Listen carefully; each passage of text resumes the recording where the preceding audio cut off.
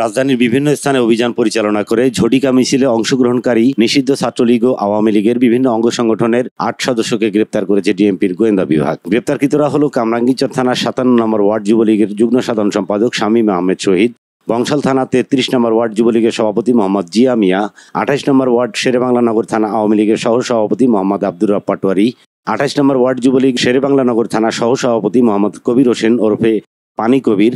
৪৮ নম্বর word ছাত্রলীগের সাবেক সভাপতি ও আওয়ামী লীগের ৪৮ নম্বর ওয়ার্ড সাধারণ সম্পাদক প্রার্থী এম কে আজিম, মহানগর উত্তর তুরাগ থানা কৃষক লীগ নেতা মোহাম্মদ দেলোয়ার হোসেন, বঙ্গবন্ধু জাতীয় যুব পরিষদ কেন্দ্রীয় কমিটির বন ও পরিবেশ বিষয়ক সম্পাদক রায়হানা আহমেদ ও বাংলাদেশ কৃষক লীগের কেন্দ্রীয় কমিটির সহ সাংস্কৃতিক বিষয়ক সম্পাদক ও সাবেক স্বেচ্ছাসেবক লীগের রামপুরা থানা সভাপতি মোহাম্মদ কামরুল ইসলাম খান লিটু। গ্রেপ্তারকৃতদের বিরুদ্ধে নানাভাবে সংঘবদ্ধ হয়ে রাজধানীর বিভিন্ন স্থানে ঝটিকা মিছিলে অংশগ্রহণের মাধ্যমে জনমনে আতঙ্ক সৃষ্টি করা ও দেশকে অস্থিতিশীল করার ষড়যন্ত্র করার অভিযোগ রয়েছে। তাদের বিরুদ্ধে আইনগত ব্যবস্থা গ্রহণ করা হয়েছে।